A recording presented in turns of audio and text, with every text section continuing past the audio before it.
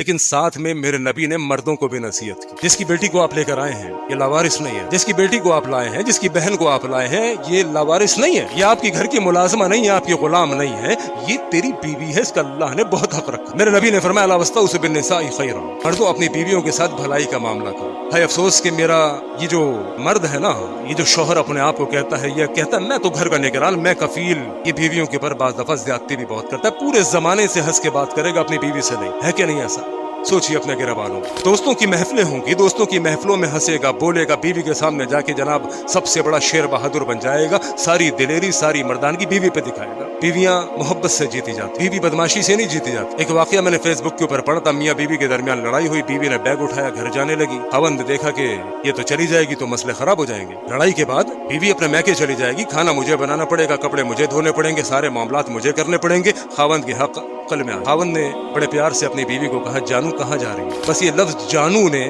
اس کی زندگی کو تبدیل کر دیا، بیوی پگھل گئی۔ بیوی نے کہا سرتاج جانا کہاں ہے؟ گرمی کے کپڑے الماری میں ڈال رہی ہوں، سردیوں کے بیگ میں ڈال رہی ہوں، گھر بس گیا۔ ایک چھوٹی سی پیار کے منہ سے نکلے ہوئے الفاظ، آپ خود سوچئے، یہ جو گرل فرینڈ بوائے فرینڈ کا جو کلچر ہے، جس کے اندر یہ لڑکا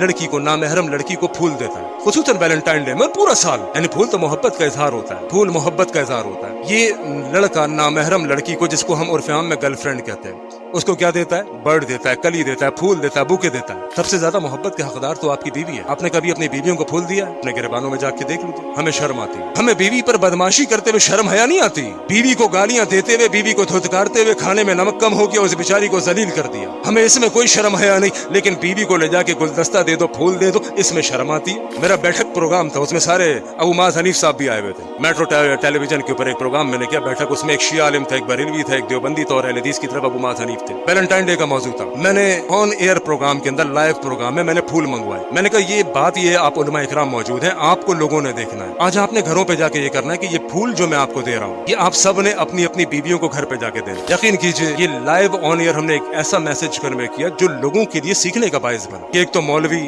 اوہو لوگ تو کہتے ہیں مولوی کو تو عشق آتا ہی نہیں ہوگا، مولوی کا محبت سے کہو، اللہ کی قسم مولوی تو عشق کرتا ہے، مولوی تو محبت کرتا ہے، کیونکہ یہ باہر منہ نہیں مارتا، اس کی سب کچھ اس کی بیوی ہوتی ہے۔ لہٰذا آج تک اگر اپنی بیوی کو پھول نہیں دیا تو آج میری نصیحت لے کے جائیے، آج ابھی تو بند ہوں گی نا ساری دکانیں، شام میں کھل جائیں گی، شام میں جائیے ایک پھول خریدیے، پھول خرید کر اپنی بیوی کو دیجیے، پوری زندگی سونا دیا، زیورات دیا، کپڑے دیا، اللہ کی قسم اٹھا کر کہتا ہوں آج جب ہاتھ میں پھول لے کے اپنی بیوی کو دو گے، اس کو سونے سے زیادہ پسند آئے، اس کو ہیرے سے زیادہ پسند آئے گا، کیونکہ تیری محبت کی وہ بھوکی، سونے جواہرات کی بھوکی نہیں۔ لہذا اپنی بیویوں سے محبت کا اظہار کیجیے، اللہ کریم تمام گھروں کو آباد رکھے۔